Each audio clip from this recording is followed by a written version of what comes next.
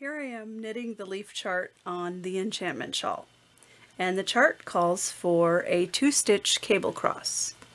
Cable to the left and cable to the right. And to do that, they say in the instructions to slip a stitch to the cable needle. Well, if you're anything like me, you're always losing your cable needle. So I try and do these 2-stitch cable crosses without having to grab a cable needle.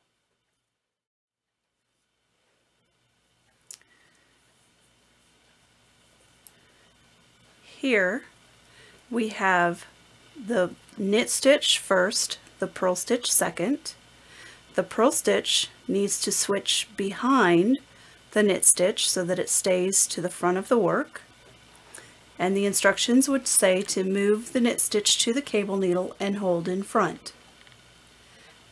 I take my knitting needle, I reach behind the knit stitch, go in the second stitch as to purl, twist my needle and come back out between those 2 stitches. Wrap the yarn to purl, bring it back to the front between the 2 stitches, and back out the back of that stitch. Take your yarn to the back and knit the first stitch like normal. Slip both stitches off, and that has crossed those 2 stitches. Purl 3,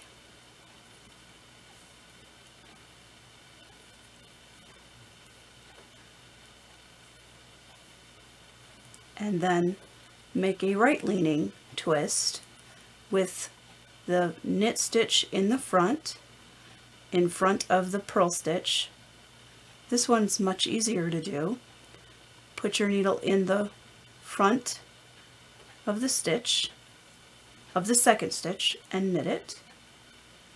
Bring your yarn to the front and purl the first stitch and take both stitches off.